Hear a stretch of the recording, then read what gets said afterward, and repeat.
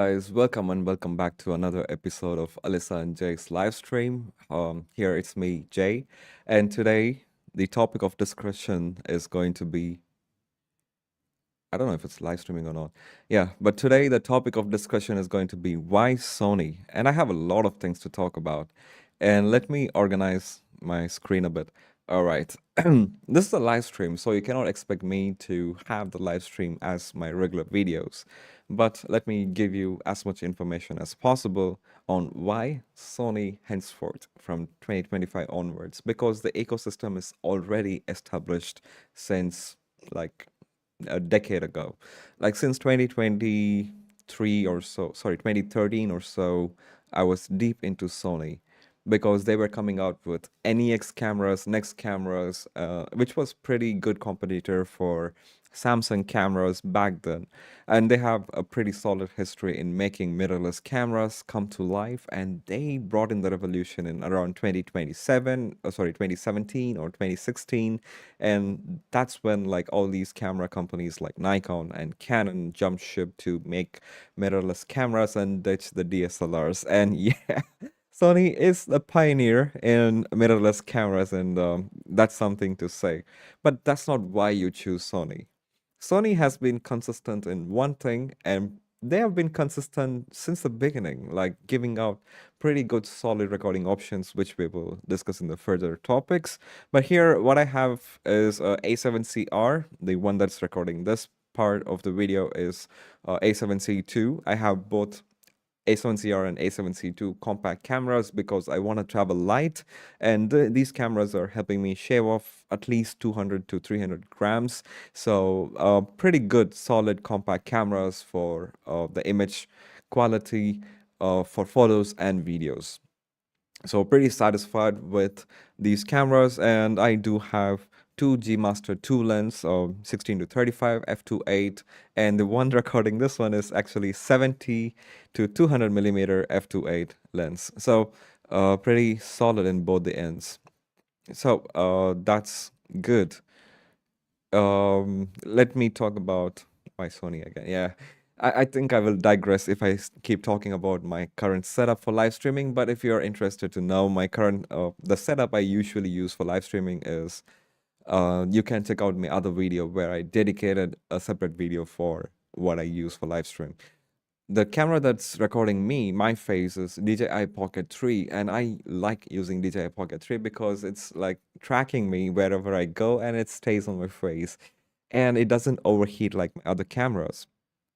To make my A7C2 less overheat, I have to use a dummy battery, which is actually recording this one. Excuse me.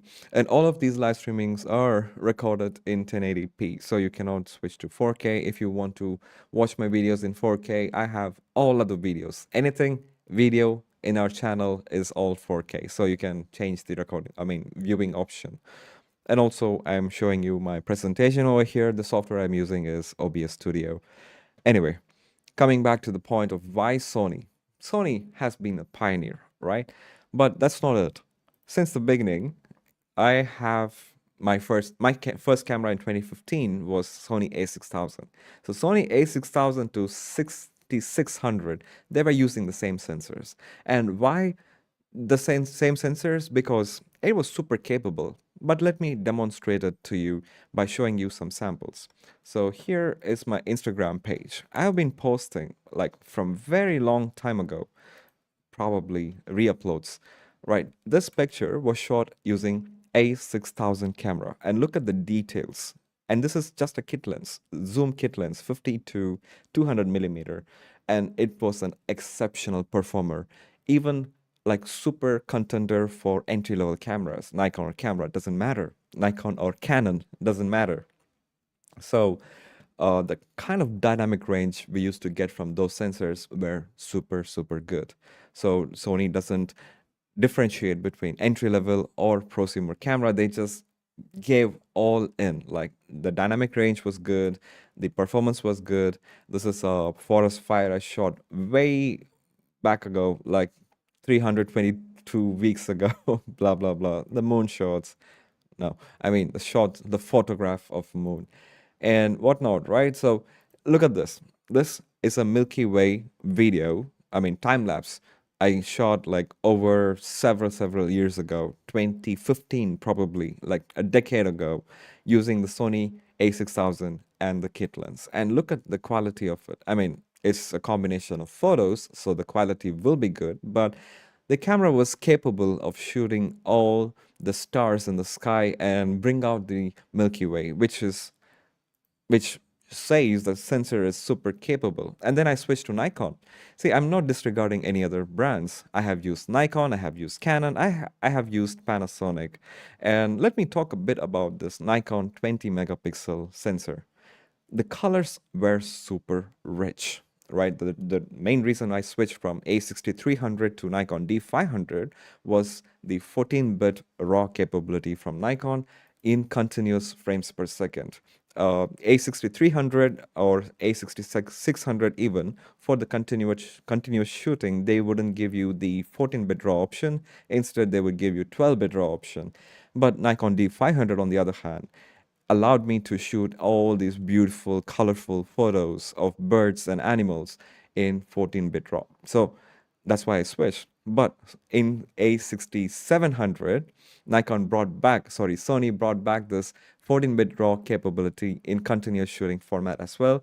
And then I switched to Sony back again from Nikon because A6700 also had awesome video capturing capabilities. Now, going back to this one, right? The sensors from Sony are amazing. Okay, so A6700 FX30, the sensor is awesome.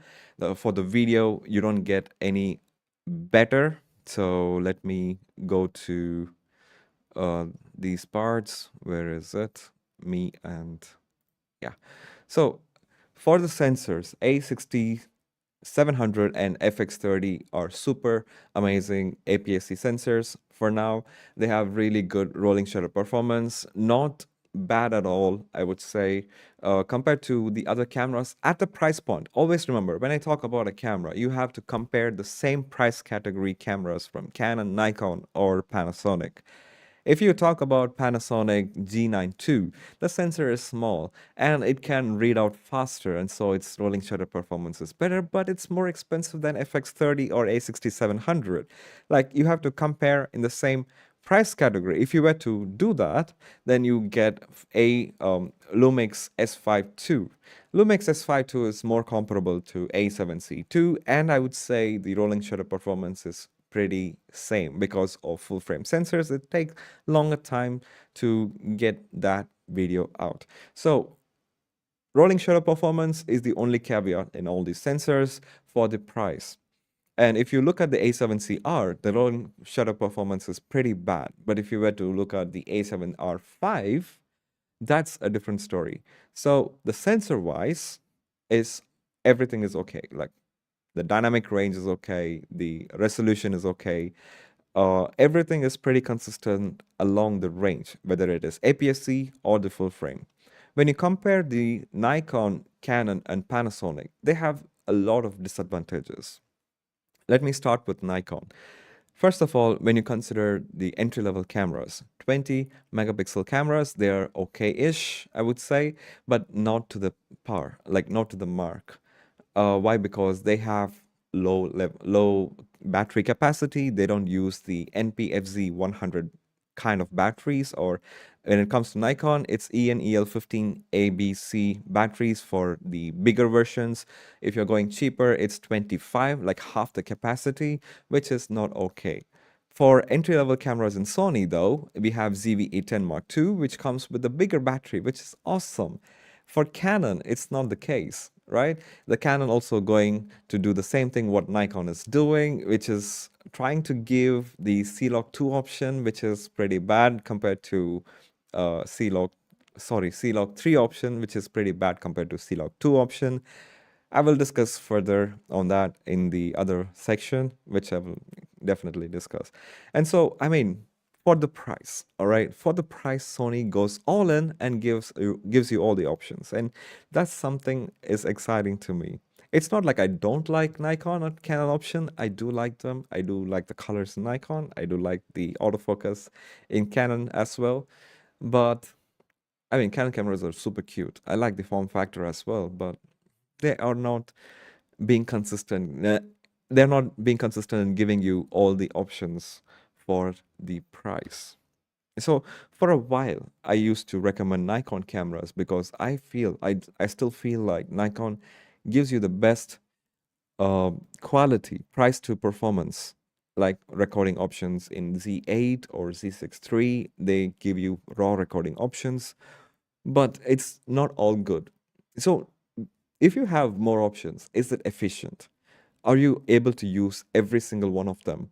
It's like you have millions of options, but how much of these options do you use on your regular day shooting? Probably you set something on your camera and then you forget about, changing it at all. You just keep using the same thing again and again because that particular setting gives you the most comfortable option. So in that way, Sony allows you to shoot, I mean, gives you minimal options. Like you can, I will discuss this in a bit.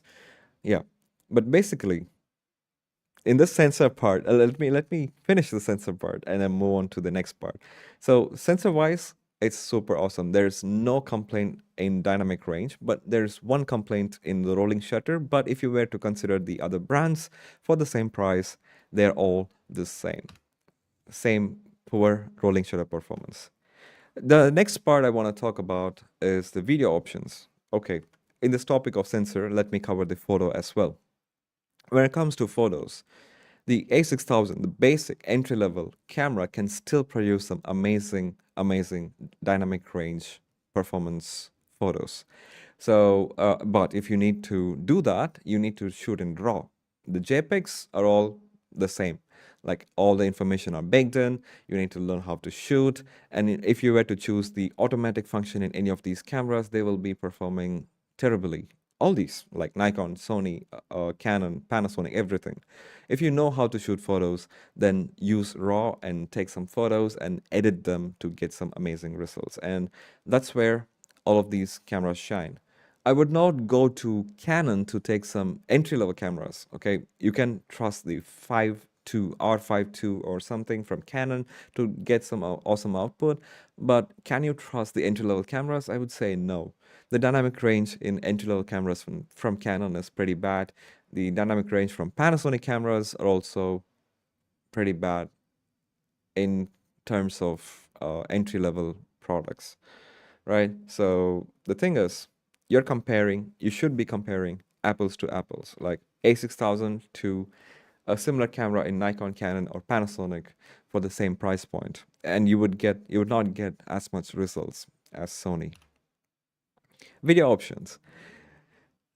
Here, so it's a bit complicated when I talk about these things, right?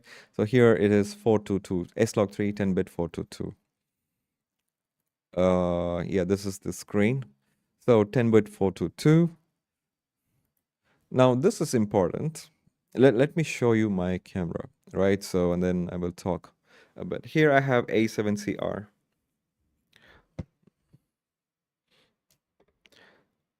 Let me quickly go into the menus to show it. So here we see XAVC HS 4K. Now, basically, we get four main options. XAVC HS for 4K, I mean for 4K, we get four main options: HS, S, and SI. So we have three main options actually. So HS is the high quality compressed format. So it is basically a long ob format and it is super compressed, but it's still high quality, the same level of quality what you get from SI. And when you consider the SI format, it is the highest quality that Sony offers in recording options. But when you consider the other cameras, so let me bring you the other screen so you can look at how complicated the other cameras are. You will you'll be like going crazy on me.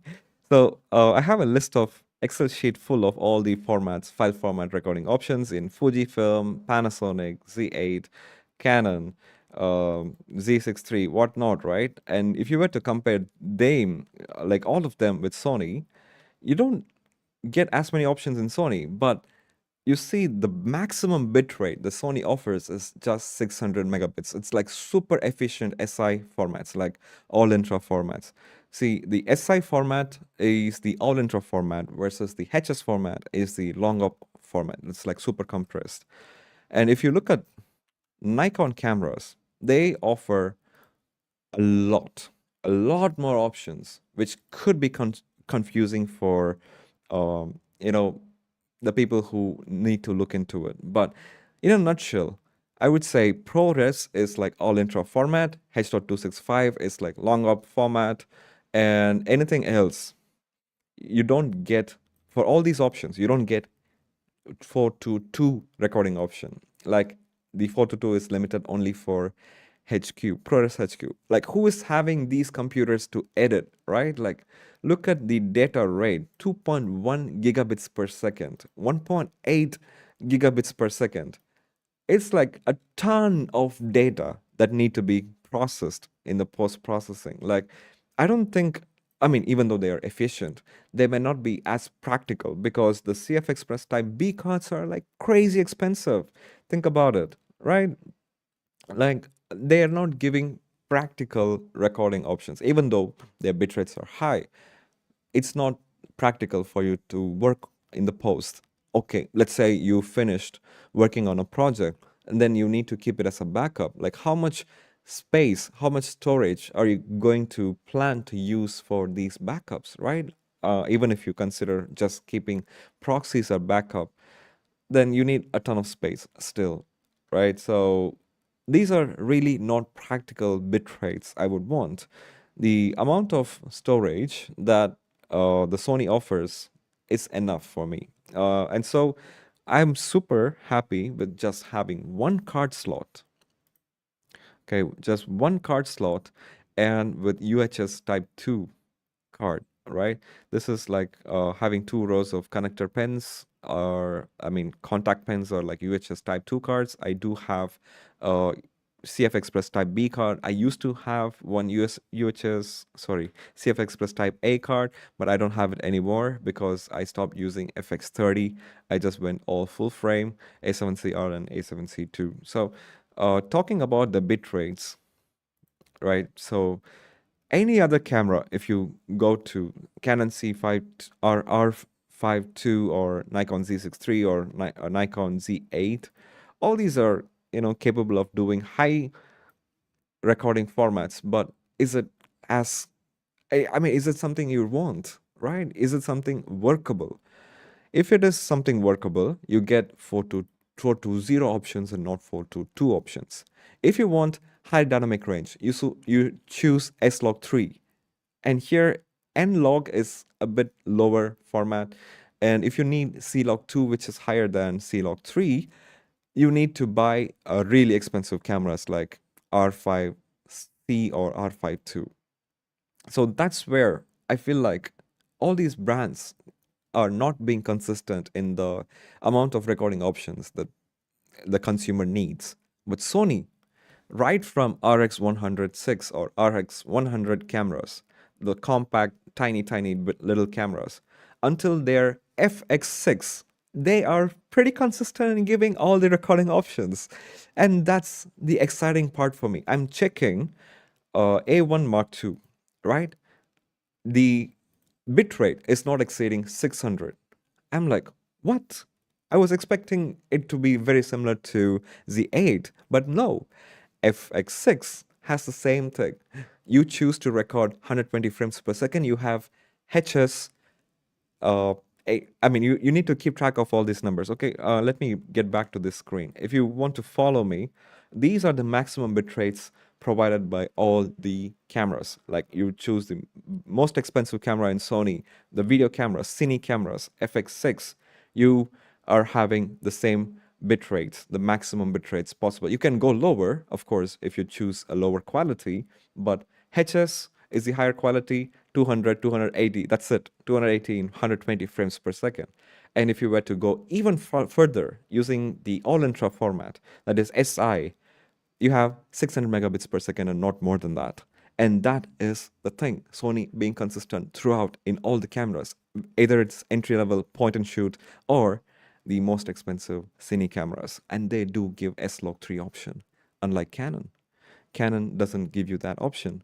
Panasonic used to have the paid option for Vlog, but no. Talking about S-Log 3, S-Log 3 has really, really good dynamic range, and of course, it is depending on the sensor as well. But for if you compare the APS-Cs, or if you compare the full frames, or if you compare the point and shoots, they are pretty consistent. S-Log 3 performance is really solid. But when it comes to Vlog or C-Log 3 or N-Log, all these things, they do differ. Like some cameras in N-Log, for example, ZF, might have a lesser dynamic range than, more dynamic range than a Z6 III, blah, blah, blah. Of course, it's depending on the sensor, but they do lack on dynamic range. Now, the next part, lightweight options. How many cameras do we know are weighing more than half a kilo, right? Like most cameras today are weighing 400, 500 grams. The entry-level cameras are already like half a kilo. And if you go further, it's like 700 grams, 800 grams and such. Nikon cameras especially are super heavy. But Canon, on the other hand, they are manufacturing lightweight options. For example, our 5 Mark II is like 500, 600 grams or so, which is super good. But how much do you pay for it, right? Do you get the more efficient way of doing things, right? These are just tools, right? The cameras and such. Are you getting more efficient way to carry them around throughout the day and get some really good solid footage? Probably not, right? If you were to choose entry level Canon cameras, you don't get as much performance, you don't get as much output, and it's all like a hit and miss in today's day and age. So if you want to have lightweight options, even in especially in APS-C cameras, right? You just go for Sony. And the lenses, this one is, there is no alternative in the world for this lens. This is 16 to 35 millimeter G Master version 2 lens, which is weighing just over half a kilo. And there's no other alternative in the world from any other brands for a lens that goes from 16 to 35 millimeters, for a lens that is f2.8, and for a lens that is super sharp corners to corners with very minimal flaws, and for a lens that is built to last, right? You don't get this weight. This is just over half a kilo. And things like these excite me. The one that's recording this video is actually 70 to 200 millimeter f2.8 G Master 2. And that is again light, just over a kilo. And you don't get some lenses like these even for full frames in any other ecosystem. So, lightweight is not not negotiable for most people. Like, we need to downsize. Changing to mirrorless cameras, you need to downsize the things that you take and carry all day, especially for travel. And these cameras, the A7C-R and A7C2 compact powerhouses, they are fantastic. I would say awesome for the lightweight, compact options. They are fantastic, and I'm super happy to have them. And also, I did consider a R5 II. R5 II is like combined price of this camera and the other one. So for one camera's price, I'm having two of these, and I don't have to change my lenses at all. Like, this is glued. This lens is glued to this camera, and yeah. And also, you have a lot of third-party lens options, and all of them are pretty solid. So in terms of versatility, in terms of carryability, in terms of usability, in terms of being consistent, in terms of recording options, in terms of dynamic range, Sony is being super consistent, and I like it. I like the fact that the entry-level cameras can produce the same level of image quality as the high-end cameras. Like ZV-E10 version 2 can produce very similar quality to the Sony camera that is FX30. Seriously, That's something to say, right? Let's move on to the next topic. If you have any questions or any concerns, or if you need to know anything about Sony cameras, let me know in the chat. All right, so Sony ecosystem. This is something I'm super excited to talk about. Okay, so recently I figured this monitor and control app uh, support for A7C2 and A7CR is available. So I changed to, yeah, I updated the firmware, and now I have the monitor and control app. So let's see how easy it is to connect to my phone, right? Let me turn on the Bluetooth functionality here. So it's pretty intuitive. You know, people used to complain about Sony menu being bad and all, but now everything is cleared with the new menu system, and it's super, super intuitive and it's super easy. Let me let me resize the screen. I think it's clear enough for you to see. So yeah. Okay, let me go to Bluetooth and go to Bluetooth on pairing mode. Yeah. Now A7CR is in the pairing mode. Now this is the monitor and control app. Once you open this, you can wirelessly connect your phone with a camera. And let me show you the amount of options this monitor and control app gives you. It might take some time to connect. Okay, now it is connected. Okay, so the camera is connected, and it's like using an external monitor with the waveform. You see, this is a waveform that's available for your phone. Okay, now let me just put my phone over here, and let me change my camera's position somewhere else. Okay, now I just removed the lens cap so you can see. Now we switch to a different screen, by the way. Oops. Yeah. So I'm over here. Now you see all the options in the bottom. Now the histogram can be moved. Like you can move the histogram everywhere, and you can change the fixed frame rates to variable frame rate. You have autofocus options, and in autofocus options, you have certain things that's super interesting. Like you can change the zone mode or fixed mode. You can change the priority. You can change a ton more options, single, variable, and in manual option, you get to choose from, you know, distance. Like, how easy is it, right? And one more thing I'm super excited about this app is actually the zoom capability. So let me just change the ISO. Where is the zoom?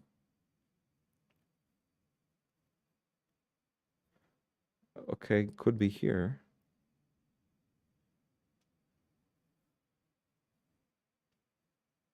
Mm. Yeah, I think I have to still play around with this app. I remember where the zoom was, but now I couldn't. But that's not the extent of it. You can change your recording options. Like you go here, you go for monitoring, connect, blah, blah, blah. But also you have more recording options. So like, yeah, the format. So if you click on the format, oh yeah, here we have the zoom, right? So if you change to the portrait mode, you have the zoom functionality, you can zoom, and it's a servo zoom. I think it's in a different mode. So let me just quickly change to zoom capability to digital. Okay, so zoom is digital, but I don't know why it's not zooming. Probably some connectivity issue. I didn't have this problem. Okay, now it zooms. So the faster you move the knob, it the zooms faster. I mean, in digital mode, right? Is in digital zoom mode, you get all these options, and also you can deactivate or activate the stabilization over here. Recording formats could be changed. So you can change to active, standard, or off the stabilization. Recording formats. XAVC HS to XAVC SI mode, right? SI 4K, back 24 frames per second to 60 frames per second, and back. So here it changed to 60 megabytes. So megabits, sorry. So you get all these customization options in monitor and control. This is like pretty solid app, I would say. You don't get any of these in any other cameras, Nikon, Canon, or Panasonic. You need to use an external monitor to do all these things. You can even screen record the same thing. You don't need an external monitor at all. This monitoring control app is super, super awesome. This is one of the things, right? Now, the next is, let's say you don't have the support for the monitoring control app. You have something called Creators app. This Creators app is still very, very functional. You don't get as much customization options in Creators app, but it really is functional. So once you connect the camera,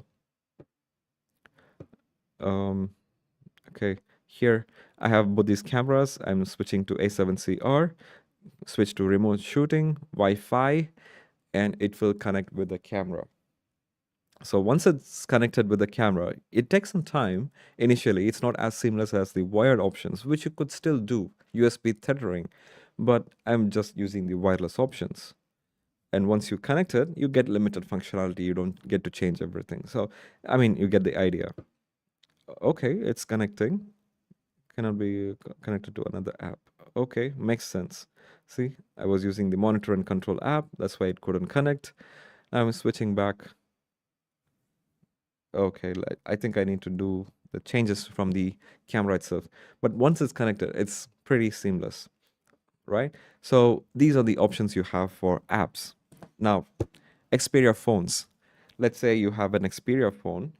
It will be even more seamless, okay? So that is the advantage you get from the ecosystem. You can use the Xperia mobile as your external display, all right? And next thing I want to show you is the devices that has a compatibility with the Sony cameras. Did you know the Sony camera can communicate with the DJI gimbal? I used it in a recent video and I was super impressed. I am able to take some dynamic time lapse, like moving from top to bottom, which will be coming up in my next video. I'm able to shoot panoramic photos. I'm able to shoot some amazing, able to control wirelessly from the gimbal, the camera. And I can even zoom digitally in and out when I'm still using the gimbal, using the control wheels. It's super, super good. The ecosystem devices compatibility with the DJI is amazing. And it's not going to stop with DJI. Tilta is coming up with their new focusing technology, and also a lot more other companies are jumping into the bandwagon, right? It's not just the camera itself anymore. It's the ecosystem and the third-party products that's coming up and giving some amazing, really good quality products for Sony, which is not available in Nikon, Canon, or Panasonic. You really need to go use all those devices with the cables. This is what I like about Sony, and why not choose Sony? If there is any reason why to not choose Sony, I would say I don't have any reason not to choose Sony. Probably you like Nikon, probably you like Canon, probably you like a bigger grip, probably you're already in Nikon or Canon ecosystem. And so you don't want to choose Sony, which is totally fine. Let me show you something. You might be wondering, hey, you're using compact cameras and how is the handling capability, right? Okay, let me show you. This probably is one of the bigger side of the lens. Let me switch to this view. So this is a G Master 2 lens, which is like more than half a kg. This is a compact camera. And look at me. Even after adding this grip, right, and a base plate, it's pretty solid. It's very close to Nikon's grip. Excuse me. After adding the grip, it's very close to Nikon grip, but it's also very close to hitting my knuckle here every single time. It's really hitting my knuckle here, which is bad for a compact camera. But if you consider buying A7 or A7, A9 III or A1 Mark II, you don't have any of these problems. But for compact cameras, this could be a problem. This could be one of the reasons you don't want to buy a Sony, right? And whatnot. Sony Sony's compatibility doesn't stop there. We get products like these. Of course, they're available for Fujifilm, but uh, this can display the battery as well. It can store up to 2 batteries. I have like 4 batteries. And one more thing, why you need to buy Sony in Thailand is because of its credit back options. You get to store points. You collect points from your purchases of cameras and lenses in Thailand, and you can get store credit. You can use 1 point as 1 baht, $1 currency. I mean, yeah. Uh, yeah. And you can get up to as much as points you have. And that's like some serious discount that you could get for Sony products in Thailand. And I think it's the same everywhere around the world. Get your products from Sony showroom, right? So these are the things I want to talk about. And I think I am done with all the list of things that the Sony is really good at, and Sony is being super consistent. And even if you choose to buy like point and shoot cameras, you get all these options. Who in the world is giving you such options, right? I used to praise Nikon for giving a load ton of options for a camera that's priced at Z8 level. So Z8 is like the top of the line cameras, but in the bottom of the line cameras, Sony is already giving all these options. I mean, downsample videos in A6700 are like pretty solid. If you look at all the music videos today, the indie production ones, they are shot at FX30 because the in-body image stabilization capability is fantastic. If you look at my recent video in my channel, you can check out how awesome the dynamic active steady shot in this camera is. And the next videos that are gonna come up in my pipeline are going to use the same dynamic active stabilization. I'm super excited to talk about it because it's like smooth, it's gliding, and I'm really, really excited to use it more. And also the dynamic range. When I'm standing behind the sun, I mean, yeah, when I'm shooting the evening sky or bright daylights, I can get back the highlights, the details from the highlights. I can bring up the shadows. It's like neat. It's seamless throughout the product ranges. You choose this camera and you want to combine the footage of this one with the A6700. It goes seamless. You get to do minor tweaks here and there, but the output quality is fantastic. And whatnot, right? Sensors. Sensors again is solid. Like you get cheap, I mean, you go with cheaper cameras, it's still okay. The dynamic range in photos are fantastic. When you choose Nikon, they're also fantastic. I mean, 20 megapixel entry level cameras, it's good, but not quite there like the Sony cameras, right? So, all these are like allowing me to talk about choosing the Sony camera henceforth in 2025. But let's say, for example, Nikon introduces a similar kind of features what Z6 II or Z6 III allows to do in their entry-level cameras. Then it gives me a stronger option from Nikon. Well, Nikon is saying that they have partnered up or purchased Red, and they are bringing in a lot more entry cameras with the Red features. Who knows in the future, right? If they're doing it, probably I'll change my mind. But today, these options being available in Sony cameras, right from point and shoot to their FX6 or FX9 cameras, that's amazing. I will tell you this. You don't need to worry about Sony cameras not having a CF Express Type B cards. Why? Because for videos, these are the options available there, like maximum recording options. And let's say, for example, if they are choosing to go with the CF Express Type B cards, they might allow you to record internally raw footages. But today, with CF Express Type A cards, these are more than sufficient. Coming back to what other things I could discuss. Like, yeah, I don't see any viewers. Just one person is viewing. Thanks for staying tuned. But yeah, I mean, lens support, there's endless lenses, and especially the APS-C lenses are like super, super light. I'm pairing this A7CR with APS-C lens called 15 millimeter f1.4 lens, and that is super good, right? I mean, this can be switched to the APS-C modes, and you can shoot seamlessly. So yeah, I'm super happy with that as well. Now, that's it. I mean, I think I talked about pretty much everything that I wanted to cover in this video.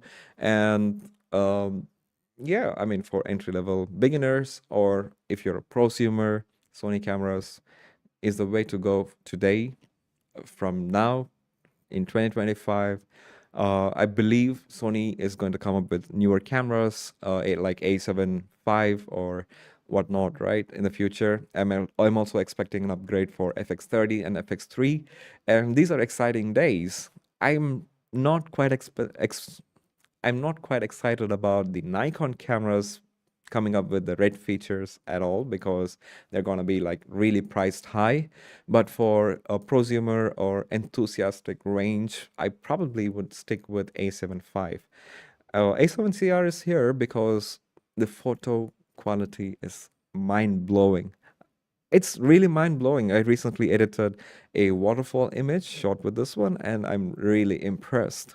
I will bring up that footage, I mean, that photo in a different video. When I compare the Fujifilm X106 with the Sony A7CR. But for today, I just want to say that the image quality from this A7CR is really good, and whatnot. This one can record videos as well, 4K, whatever codec it is. So overall, for the price, you get a quality camera, a quality lens, and a really lightweight option. So you don't get this combination of weight in any other camera which can give you these results. So results matter the most, right? And you need to carry those tools which allow you to get those results. And if you can reduce the weight of those tools, then you need to go for it. That's it. Anyway, guys, that's it for the video. It's been like 42 minutes into talking why you need to choose Sony. It's these. Anyway, that's it for the video, guys. Thank you for tuning in, and see you in the next live stream. Peace.